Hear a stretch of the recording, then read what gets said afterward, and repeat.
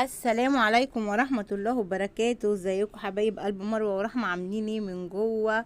اخباركم ايه؟ انا حابة اشكركم جدا جدا جدا على كل تعليقاتكم الجميلة ولايكاتكم الجميلة اللي بتفرح قلبي.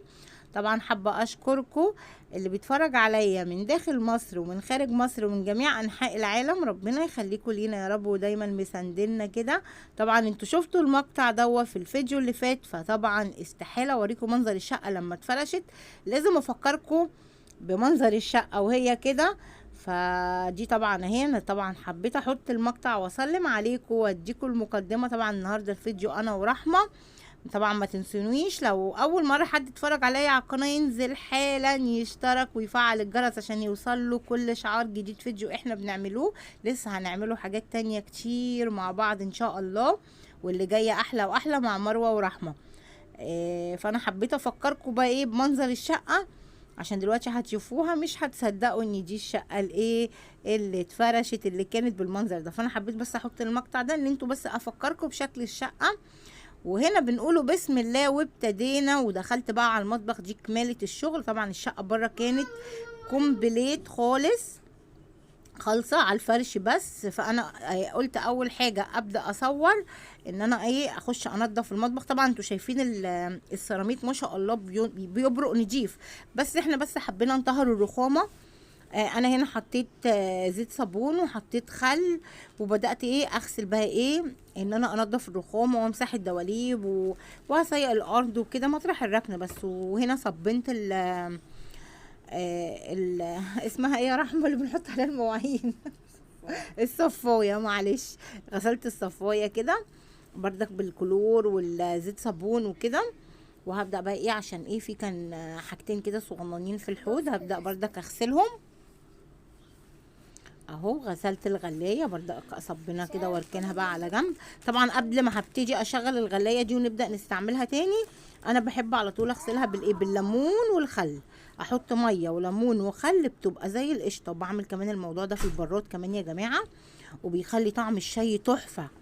جربوه هتدعوا لي لما تعملوا البراد او تعملوا الغلايه بالخل.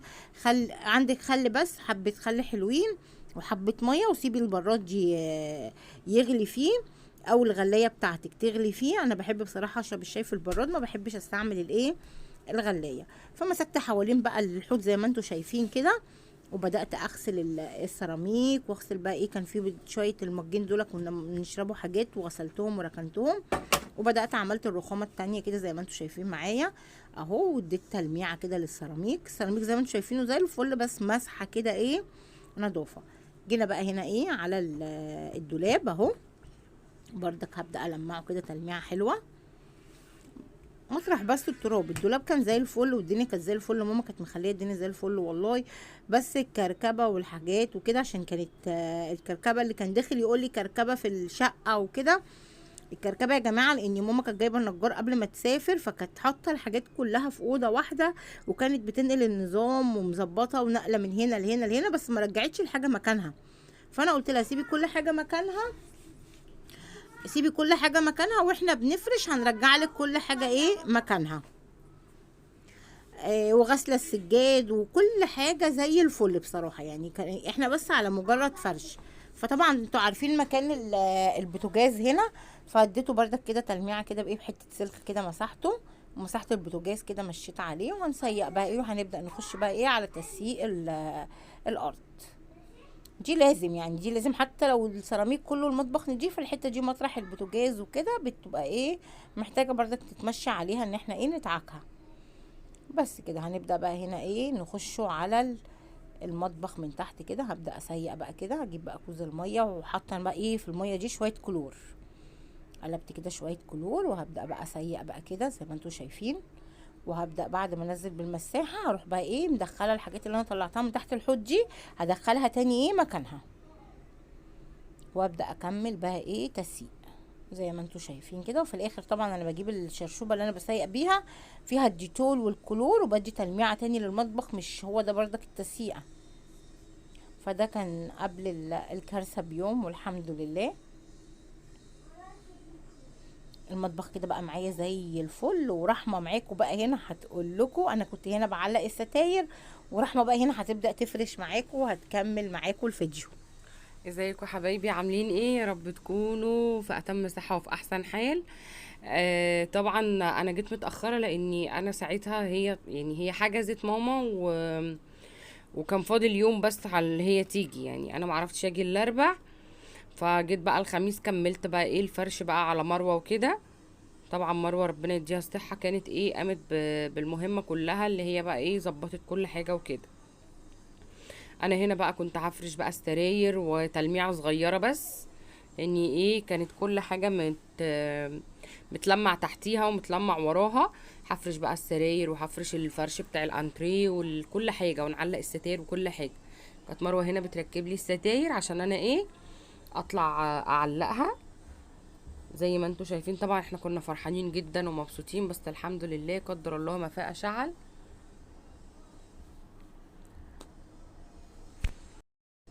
وكده بقى انا رحت جبت الكرسي وهجيب بقى المواسير اللي هي بيتحط عليها الستاير.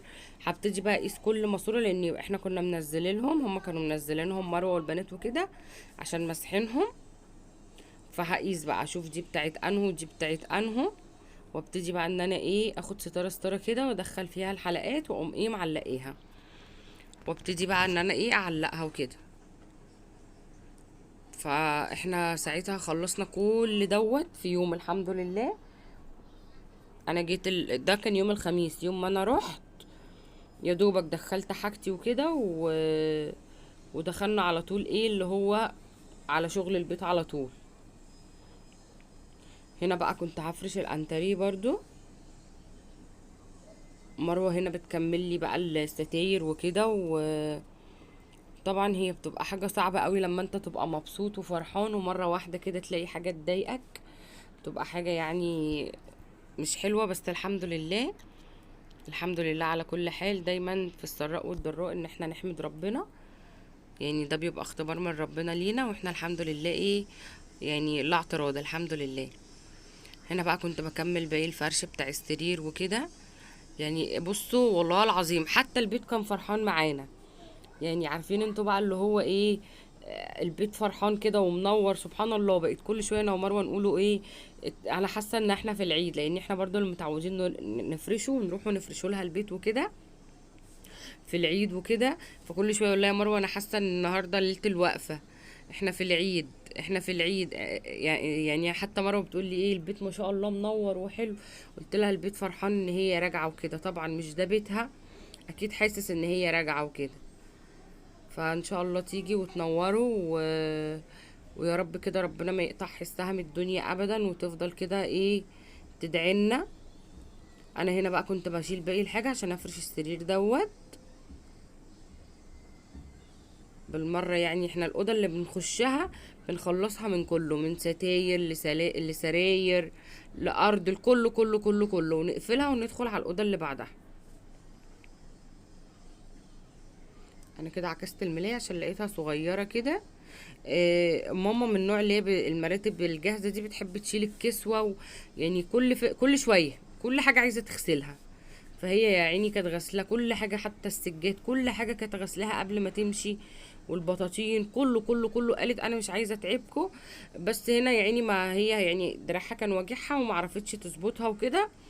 فكنا متفقين مع الراجل يعملها وكده، وبصراحه ايه ما نزلناهاش، قلنا ايه بعدين يعني نفرشها مؤقتا وننزلها الراجل يظبطها لنا وكده، لان احنا ايه لما ماما فكتها مش عارفين نرجع نخيطها تاني. انا هنا جبت ميه وحطيت ديتول اللي هو 5 في 1، وحطيت معاه برضو حبة كلور اللي هو باللافندر، ريحته حلوة قوي، هو والليمون بصراحة انا بحبهم. كنت انا اللي جايبه لها برضو وانا في فتح الله قبل ما تمشي. يعني ادعوا لها كده في كومنتاتكم يا جماعة ان هي ربنا يعفي عنها وتوصل ان شاء الله بيتها وتنوره بالسلامة. وان شاء الله برضو يعني الروتين ده كان ليه بقية، بس للأسف بقى انا كنت طلعت على اساس بقى ان انا اكمل تاني يوم، وكنت مشتريه حاجات وكنت نازله اصورها، بس للاسف بقى احنا ما صورناش، احنا استعملناها عشان بعد اللي حصل دوت. فان شاء الله ادعوا لها ان هي تيجي بالف سلامه عشان نكمل معاكم ونشوفوا بقى ايه باقي المشتريات وباقي الحاجات اللي احنا ايه هنرجع نجيبها تاني. طبعا كانت التلاجة فاضيه كانش بقى في حاجات كتير كانت ناقصه وكده. انا اللي كنت قايمه ايه بالمهمه ديت. يعني احنا بنقسم دايما الشغل علينا، وكل حد فينا دايما ايه بنشيله مع بعض. يعني انا ببقى مش متضايقه ولا مروه متضايقه، يعني كل حد فينا بيبقى مبسوط وهو بيعمل الحاجه دي. فهي مروه ربنا يبارك لها نزلت قبليه بيوم، خلصت طبعا زي ما انتوا شفتوا، وانا قلت لها سيبيلي الشقه زي ما انتوا شايفين كده ان انا افرشها. وكان طبعا ناقص الحمام للاسف برضو ما عملتهوش. هنا برضو كنت بدي البلكونه تلميعه، هي كانت زي الفل بس عشان نفرش على نظافه. يعني الشقه كلها كانت زي الفل بصراحه، بس لازم التلميعه دي اللي هي ايه مطرح رجلينا والدخول والطلوع والكلام ده كله.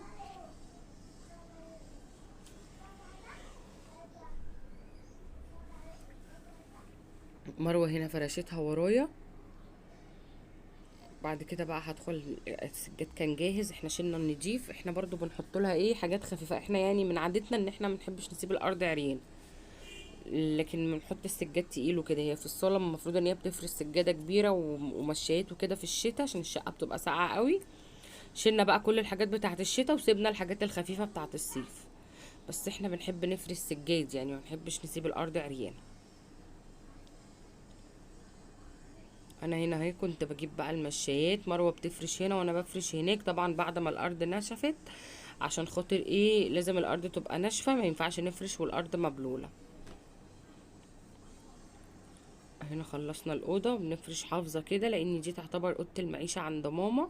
العيال بقى يعني ربنا يخلي بناكله بنشربه كل قعدتنا فيها. دخلت بقى هنا على اوضه الانتريه، برضو كانت زي الفل، هي كانت تلميعه وكانت مروه منفضه الانتريه وكل حاجه بصراحه. كنت بلمع بس كده، حتى وراه قالت لي انا ملمعه. وكنا جبنا فيشه بقى وشغلنا التلاجة على اساس بقى ان احنا بقى، وكنت يعني جبنا حاجات وكده. وكنت لسه بقى ايه هنكمل لكم في حاجه تانية، بس الحمد لله هنكمله ان شاء الله لما هي تيجي بألف سلامه باذن الله. بعد كده دخلت على اوضه النوم بتاعتها، علقت الستاره، فرشت السرير كده زي ما انتوا شايفين. انا بقى هنا كنت جبت حاجتي ورصيتها كلها اهو. دي شنطي بقى اللي كنت جايه بيها، على اساس بقى ان انا هقعد بقى معاها اسبوع، اقل من اسبوع اكتر من اسبوع، ببقى جايبه ايه حاجات ايه احتياطيه معايا برضو. واحنا لينا هدوم برضو عند ماما ولينا حاجات ايه عند ماما، بس كانت في حاجات لازم اجيبها معايا. برضو خدتها تلميعه حلوه كده. هنا بقى طلعت على الصاله، فرشت مفرش السفره وكنت خلاص هنا بقى بفرش الانتريه، باقي الانتريه، وعلقنا الستاره وكله كله كله خلصنا، وسيقنا ورا السفره كمان ورجعناها. ما كانش فيه بقى هنا الا الصاله، وطبعا المطبخ كانت مروه خلصته، وفي الطرقه دي برضو انا عملتها. بصوا هنا كنت خلاص بقى مش قادره. احنا طبعا كنا طلعنا اتغدينا ونزلنا تاني كملنا، قعدنا لحد النهار ما شقشق والله. طبعا هي فرحه ما تمت بس الحمد لله. هنا بقى كنت خلاص بقى بفرش اخر حاجه الانتريه. احنا بصوا ساعتها نزلنا امتى؟ احنا نزلنا بالليل خالص. نزلنا بالليل، ما بقول لهم احنا قعدنا لحد ما النهار طلع علينا. بصوا الطرقه كانت زي الفل، هي بس كانت كيسه مطرح بقى، اما لو ايه ورقه حاجه ما كانش اصلا الحمد لله. يعني اعزكم الله ما كانش فيه زباله عماله اصلا. تزني عليا واعملي نسكافيه، ودخلت ما اعمل لك كنت مقفله، نسكافيه. ما كنتش قادره، كنت خلاص فصلت لا بس اصلا. كانت جايبه كيكه حكايه حكايه. عملنا النسكافيه كنت والكيكه. فصلت والله ما كنت قادره. حتى احنا خلصنا عشان كان النسكافيه سخن قوي، وطلعنا كملنا الشرب فوق عند مارو، وخدنا بقى الكيكه وكده وطلعنا فوق. ديت بقى كانت ليله الخميس، وكان صبح علينا ايه الجمعه. فالحمد لله يعني احنا ان شاء الله يا جماعه هنعمل لكم حاجات جميله قوي. لو احنا يعني كنا مقصرين اليومين اللي فاتوا وكده، بس طبعا انتوا عارفين بقى كانت نفسيتنا تعبانه، فاحنا قلنا مفيش حاجه هتخرجنا من اللي احنا فيه الا انتم. طبعا ان احنا نرجع نشتغل معاكم تاني هو دوت اللي ايه هيظبطنا. واحنا الحمد لله اطمنا على قد ايه يعني. طبعا برضو لسه وكده، بس الحمد لله يعني. الحمد لله ماما كويسه الحمد لله. الحمد بصوا لله. بوريكم النسكافيه دي اهو. الكيكه اللي بقى كنت انا جايباها، كنت عاملاها ودوت تتبقى مننا يعني.